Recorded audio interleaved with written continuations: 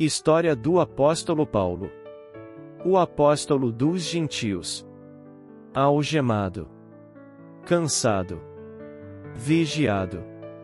Ele caminha pelas ruas da capital do império como prisioneiro.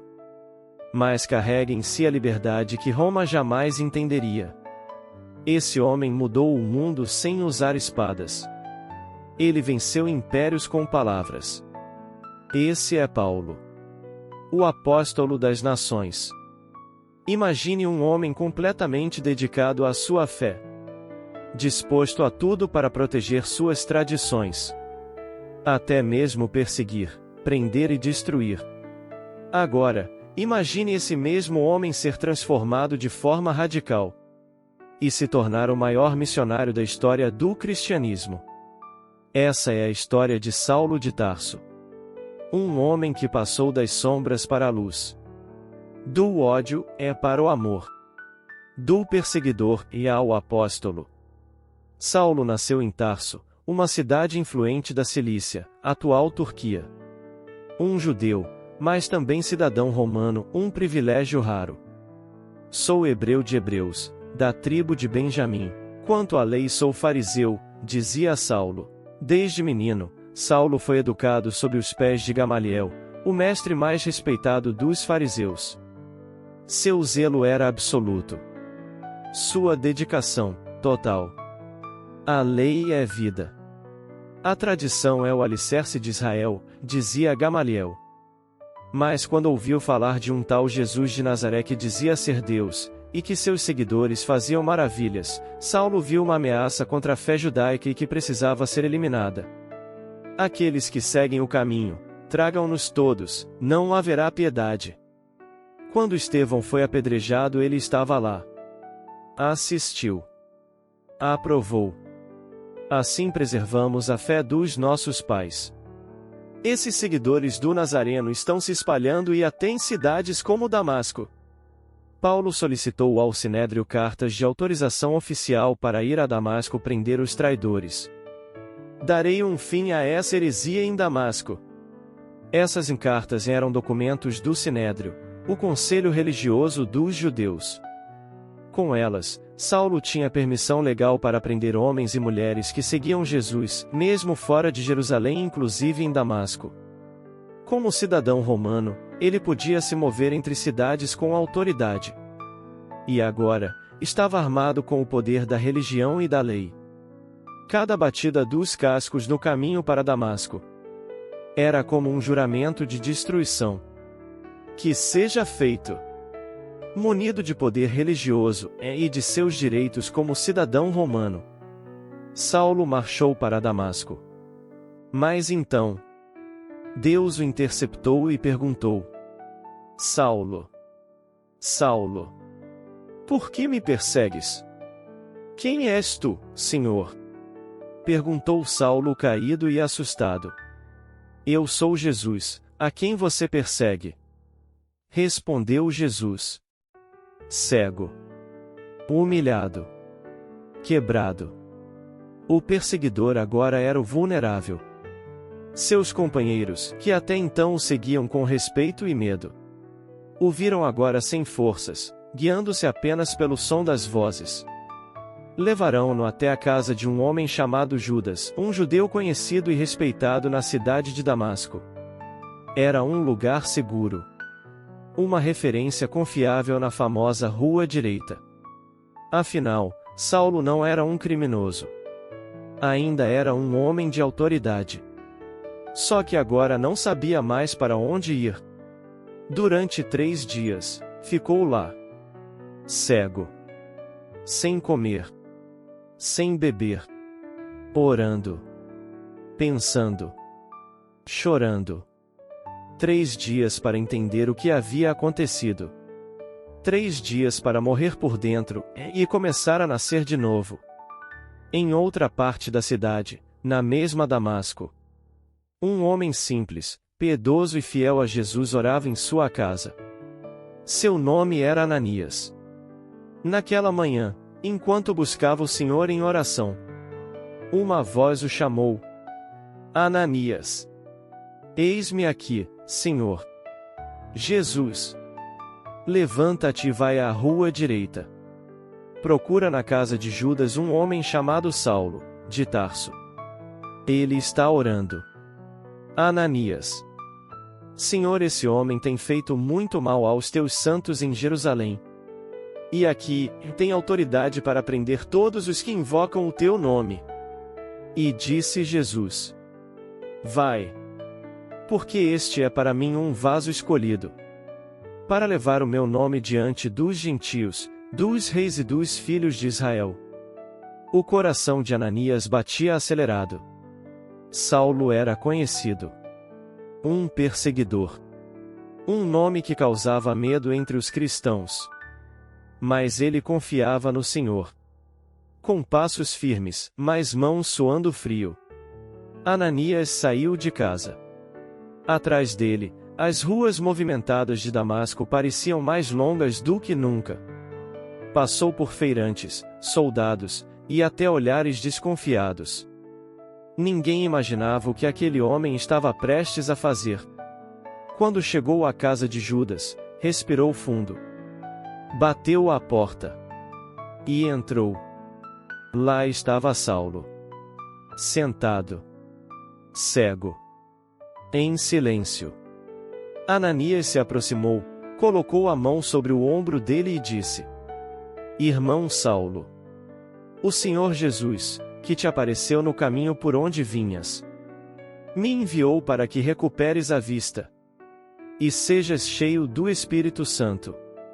O perseguidor agora enxergava a verdade.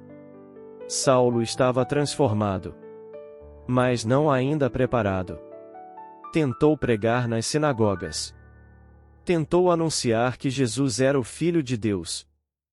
A partir daquele momento, ele passou a ser chamado Paulo. Não porque Deus o rebatizou, mas porque a missão exigia uma nova identidade. Saulo, seu nome hebraico, ainda carregava a imagem do perseguidor. Paulo, seu nome romano, soava mais familiar entre os gentios. Ele se tornou um Paulo, o pequeno, o servo, o apóstolo das nações. Recuperado, agora Paulo caminhava entre as ruas movimentadas de Damasco, tentando pregar em algumas das mais de 20 sinagogas espalhadas pela cidade, que, na época, abrigava cerca de 150 mil habitantes e era uma das maiores comunidades judaicas do Império. Ele é o Messias prometido. Tudo se cumpriu nele. Mas nem todos acreditavam em sua transformação. Para muitos líderes judeus, Paulo era agora um traidor e a única solução era sua morte. Este é o mesmo que devastou Jerusalém. Um traidor. Matem-no. Em nome da lei. Saulo, o outrora caçador e agora caçado, teve que fugir para salvar a própria vida. Em segredo, deixou Damasco e seguiu sozinho rumo à Arábia. Uma vasta região desértica ao sul, longe dos olhos e das perseguições. Ali, longe dos homens, ele encontrou o silêncio, a solitude, a lapidação. Por quase 3 anos, foi moldado por Deus. Sem aplausos. Sem multidões. Apenas ele e o céu. Longe dos aplausos. Longe dos conflitos. Longe dos homens.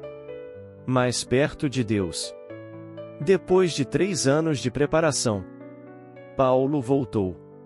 Ao voltar para Damasco, não foi mais o mesmo homem. Desta vez, foi recebido por irmãos da fé, os discípulos de Jesus que ali viviam. Os mesmos que antes temiam seu nome, e agora o chamavam de irmão. O perseguidor de ontem agora quer ser nosso irmão? Será este realmente um vaso de Deus, ou um lobo disfarçado? Ao voltar para Damasco, Paulo foi acolhido por discípulos de Jesus. Cristãos que viviam na cidade e já ouviam falar da sua transformação. Mas nem todos acreditavam em sua mudança. Para muitos líderes judeus, ele era um traidor. E a única solução era sua morte.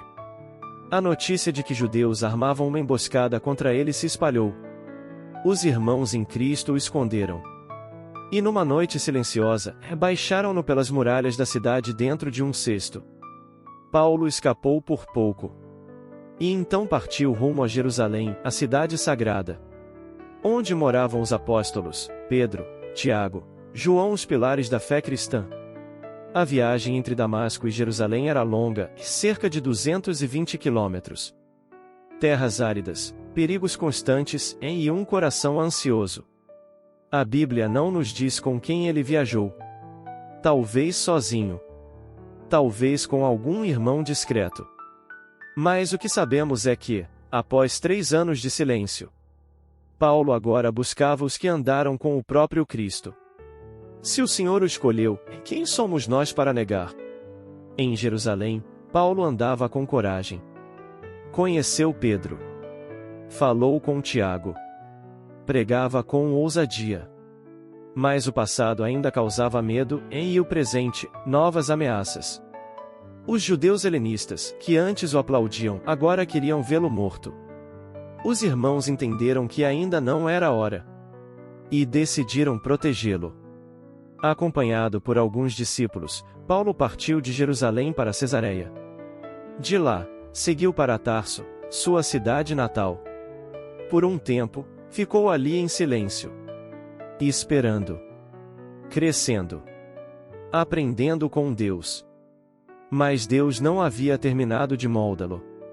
Em Antioquia da Síria, uma cidade vibrante e cheia de vida, algo extraordinário começou a acontecer. Cristãos vindos de Chipre e Cirene começaram a pregar não apenas aos judeus, mas também aos gentios, os não-judeus. E muitos creram. Muitos se converteram. A notícia chegou até Jerusalém. E os apóstolos, preocupados com o crescimento da nova igreja, tomaram uma decisão. Enviem Barnabé. Ele era conhecido por sua fé, mansidão e sabedoria. E quando chegou a Antioquia, viu com os próprios olhos o que Deus estava fazendo. Mas havia muito trabalho. Gente demais. Almas sedentas demais. E ele era só um. Foi então que Barnabé partiu para Tarso, à procura de Paulo. Andou pelas ruas, bateu portas, até encontrá-lo. Vem comigo, irmão. Antioquia precisa de nós. E juntos, cruzaram os 200 quilômetros que separavam Tarso de Antioquia. A pé. Com fé. Com propósito. Ali, durante um ano inteiro, ensinaram uma multidão. E foi naquela cidade que, pela primeira vez, os seguidores de Jesus foram chamados de cristãos. Em Antioquia o novo começou. E ali, o apóstolo Paulo, como agora seria conhecido, seria separado para sua grande missão. A semente estava plantada. A estrada, aberta. Vamos. As nações esperam. Em meio a jejuns e orações, a voz do Espírito Santo soou clara entre os discípulos de Antioquia. Separai-me Barnabé e Saulo para a obra que os tenho chamado. E assim, nasceu a primeira grande missão ao mundo. De Antioquia, seguiram para Chipre. As praias douradas escondiam corações sedentos e inimigos ocultos. A missão começou em Chipre, a terra natal de Barnabé. De cidade em cidade, eles anunciavam Jesus com ousadia. E muitos criam com alegria. Mas sempre havia quem tentasse impedir a verdade. Em Pafos, encontraram um homem chamado Sérgio Paulo, um oficial romano, inteligente e curioso. Ele queria ouvir a palavra de Deus. Mas ao lado dele estava Elimas, o mago, também conhecido como Bar-Jesus. Um enganador. Um falso profeta. Quando percebeu que o governador estava interessado, Elimas tentou confundir tudo. Paulo, cheio do Espírito Santo, olhou fixamente para ele e declarou: Ó filho do diabo! Inimigo de toda a justiça! Não cessarás de perverter os retos caminhos do Senhor? Eis que agora a mão do Senhor está sobre ti. E ficarás cego por um tempo. Imediatamente, Elimas ficou tateando, procurando quem o guiasse pela mão. E vendo isso, Sérgio Paulo creu. E o medo caiu sobre a cidade. Muitos creram no Senhor. Com a missão em Chipre cumprida, Paulo e seus companheiros deixaram a ilha. Navegaram pelo mar até chegar à costa da Panfilha, desembarcando na antiga cidade de Perge, um lugar marcado por tradições pagãs e desafios espirituais. Foi ali que João Marcos os deixou, retornando a Jerusalém. Um gesto que causaria tensão mais à frente. Mesmo assim, Paulo e Barnabé seguiram firmes. Subiram pelas montanhas até chegar a Antioquia da Pisídia. Não a mesma Antioquia da Síria, mas uma cidade importante na região central da atual Turquia. Lá, entraram na sinagoga no sábado. Ouviram a leitura da lei e dos profetas. E quando os líderes pediram uma palavra de exortação, Paulo se levantou. A promessa feita aos nossos pais cumpriu-se em Jesus. As palavras de vida também geravam ameaças de morte. Depois da poderosa pregação em Antioquia da Pisídia, as sementes do Evangelho começaram a brotar. Mas, como sempre, as trevas reagiram. Os líderes religiosos se levantaram contra Paulo e Barnabé. E incitaram a cidade. E os expulsaram daquele lugar. Os dois, então, sacudiram o pó dos pés em sinal de rejeição. E partiram rumo a Iconio, uma cidade vibrante, cheia de comércio, cultura e conflito. Lá, mais uma vez, entraram na sinagoga e anunciaram a palavra. E mais uma vez, muitos creram. Judeus e gregos. Mas também muitos se levantaram contra eles. Em Iconio, muitos creram.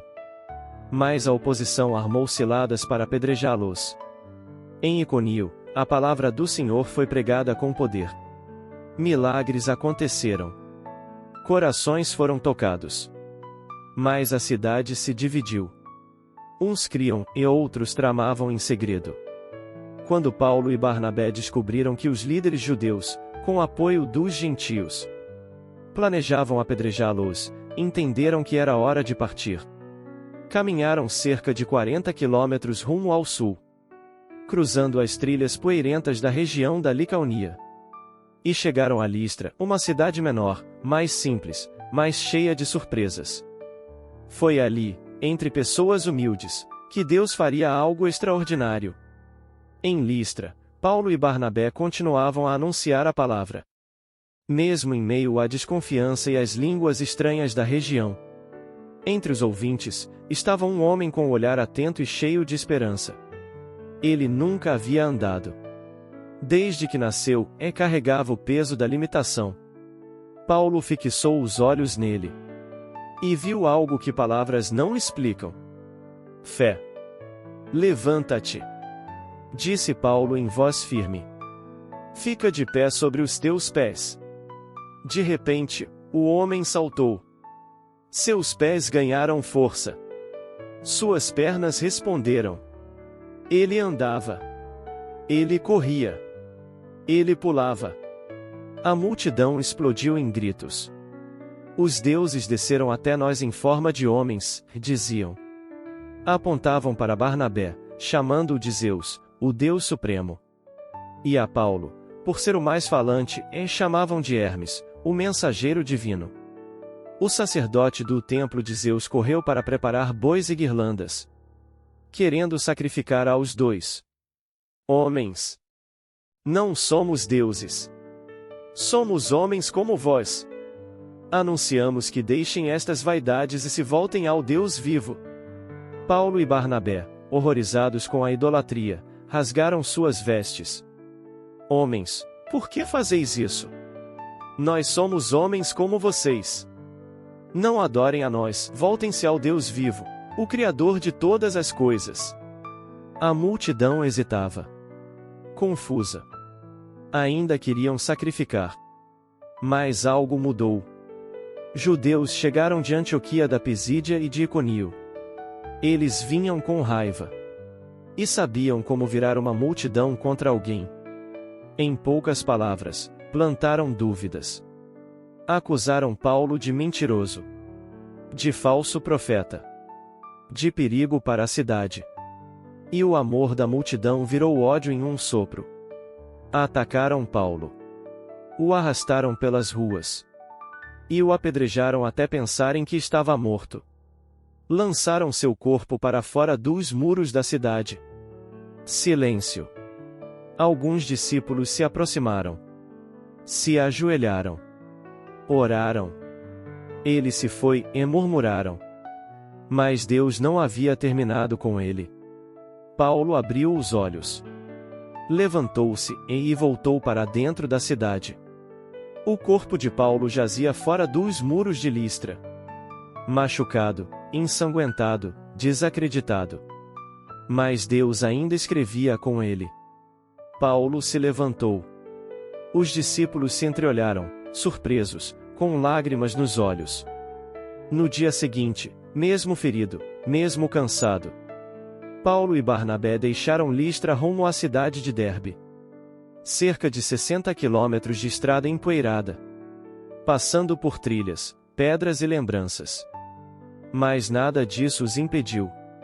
Porque quando Deus levanta alguém, nem o ódio dos homens consegue parar a missão. E em Derbe, mesmo machucados, continuaram a plantar esperança. Cada cidade, cada vida alcançada, era mais um tijolo na construção do reino. A primeira missão estava cumprida. Não sem cicatrizes, mas cheia de frutos. Foi para esses primeiros irmãos, em Listra, Derbe, Iconio, Antioquia, que Paulo escreveria a sua ardente carta aos Gálatas. Depois de serem apedrejados em Listra, Paulo e Barnabé seguiram para Derbe. Mesmo feridos, não desistiram da missão. Lá, anunciaram o Evangelho, fizeram muitos discípulos. E então começaram a voltar pelas mesmas cidades onde haviam pregado. Listra, Iconio, Antioquia da Pisídia. Confirmando os irmãos, encorajando os novos convertidos. E organizando as primeiras igrejas locais. Finalmente, retornaram a Antioquia da Síria, onde tudo havia começado. A igreja os recebeu com alegria, celebrando tudo o que Deus havia feito entre os gentios. Algum tempo depois, Paulo sentiu que era hora de uma nova jornada. Vamos revisitar os irmãos em todas as cidades onde pregamos, para ver como estão. Barnabé, sempre cheio de graça, sugeriu. Vamos levar João Marcos conosco. Mas Paulo discordou. Ele nos abandonou na Panfilha. Voltou para casa no meio da missão. Não posso contar com ele desta vez. O desentendimento foi tão forte que os dois seguiram caminhos diferentes. Barnabé levou João Marcos e partiu para Chipre. Paulo escolheu Silas, e iniciou uma nova missão. Uma nova etapa com novos desafios. Uma nova missão estava prestes a começar. Não mais com Barnabé. Agora, Paulo seguia com Silas, um homem firme, respeitado pela igreja em Jerusalém, cheio do Espírito e preparado para os desafios do caminho. Os irmãos de Antioquia oraram. Colocaram as mãos sobre os dois. E os enviaram em nome da graça de Deus. Assim começou a segunda viagem missionária de Paulo. Eles partiram da Antioquia da Síria. Atravessaram terras conhecidas na Síria e na Cilícia. Visitando igrejas, fortalecendo os crentes. Reavivando a chama da fé acesa na primeira missão. Um novo capítulo estava começando. E o mundo ainda não sabia o que estava por vir. E assim, voltaram a Derbe. E depois, a Listra. Sim, Listra. O lugar onde Paulo havia sido apedrejado. Onde seu corpo foi lançado para fora da cidade como morto. Agora ele voltava, não com medo, mas com esperança. E foi ali, em meio a discípulos firmes, que Paulo conheceu um jovem. Timóteo. Meio judeu, meio grego. De bom testemunho entre todos. Um coração puro. Um espírito forte. E um futuro enorme pela frente. Paulo olhou para ele. E viu mais que um discípulo. Paulo viu em Timóteo um filho na fé. Alguém a quem poderia ensinar, preparar, enviar. E Timóteo, jovem, firme e cheio de zelo, decidiu partir com eles. Agora, o trio estava formado: Paulo, Silas e Timóteo. Juntos, seguiram reforçando as igrejas nas cidades por onde já haviam passado: Derbe, Listra, Iconio, Antioquia da Pisídia. A cada cidade, a fé crescia. As igrejas se fortaleciam. Os corações se enchiam de esperança. Foi então que Paulo traçou o próximo passo: seguir para a Ásia, onde havia grandes cidades esperando ouvir o Evangelho. Mas algo inesperado aconteceu. O Espírito Santo os impediu de entrar na Ásia. O caminho parecia bom, mas Deus tinha outro plano. Eles tentaram, então, seguir para Bitínia, ao norte. Mas o Espírito de Jesus novamente disse não. Sem saber para onde ir, seguiram rumo ao mar, até a cidade de Troas. Paulo disse apontando para além-mar: é para lá que o Senhor nos chama. E foi em Troas que Paulo encontrou um novo amigo: Lucas, o médico amado. Médico, historiador e agora, companheiro de jornada. A partir daquele momento, a história não seria apenas contada, seria testemunhada. Em Troas, com os pés na costa do mar Egeu e o coração cheio de incertezas, Paulo orava esperando direção. E foi então que, durante a noite, uma visão rompeu o silêncio. Um homem, vestido com trajes da Macedônia, com os olhos aflitos e a alma sedenta, dizia: passa a Macedônia e ajuda-nos. Paulo despertou com o coração em chamas. Olhou para Silas. Olhou para Timóteo. Deus está nos chamando. A mensagem não ficará apenas na Ásia. Vamos para a Europa. Eles embarcaram em um navio. Cruzaram o mar, movidos não pelo vento, mas pelo chamado do céu. E pela primeira vez, o Evangelho tocou o solo europeu. Chegaram a Neápolis, depois a Filipos, uma colônia romana na Macedônia, terra de soldados, comerciantes e corações prontos. Paulo, Silas, Timóteo e Lucas desembarcaram em Neápolis. E pela primeira vez, o Evangelho pisava solo europeu. Em Filipos, à beira do rio, encontraram Lídia, uma mulher temente a Deus. Em Filipos, Paulo e Silas foram presos injustamente. Foram açoitados, humilhados, jogados no cárcere mais profundo. Mas mesmo assim, eles não murmuraram. Eles adoraram. À meia-noite, seus lábios não reclamavam. Cantavam, oravam, louvavam. E o céu ouviu. Um terremoto sacudiu a prisão. As portas se abriram. As correntes caíram. Mas ninguém fugiu. O carcereiro, desesperado, achando que todos haviam escapado, pegou a espada e estava prestes a tirar a própria vida. Paulo gritou: não te faças nenhum mal. Estamos todos aqui. O homem, trêmulo, caiu aos pés deles e perguntou: senhores, o que devo fazer para ser salvo? E Paulo respondeu, com a firmeza de quem conhecia a resposta: crê no Senhor Jesus, e serás salvo, tu e a tua casa. Em Tessalônica, muitos creram, mas outros incitaram a cidade contra Paulo. Em Bereia, a palavra encontrou solo fértil. E em Atenas, a cidade dos filósofos, Paulo proclamou o Deus desconhecido. O Deus que fez o mundo e tudo o que nele há, e não habita em templos feitos por mãos humanas. Em Corinto, Paulo permaneceu 1 ano e meio. Plantou uma igreja forte. E combateu as tentações de uma cidade entregue à vaidade. Cada cidade, cada alma alcançada, cada lágrima derramada, cumpria a missão iniciada no caminho de Damasco. Mas Paulo sabia a missão ainda não estava completa. Visitaremos novamente as igrejas. Fortaleceremos os irmãos. e levaremos a luz onde ainda reina a escuridão. Revisitaram cada cidade. Encorajaram cada crente. Confirmaram cada novo convertido. Mas em Éfeso, um novo capítulo seria escrito. Pregou primeiro aos judeus. Mas quando a oposição cresceu, levou a mensagem aos gentios. Por 2 anos todos os que habitavam a Ásia ouviram a palavra do Senhor. Deus operava maravilhas tão grandes que até lenços e aventais tocados por Paulo curavam enfermos. Enquanto Paulo semeava em Éfeso, Apolo, aperfeiçoado, regava em Corinto.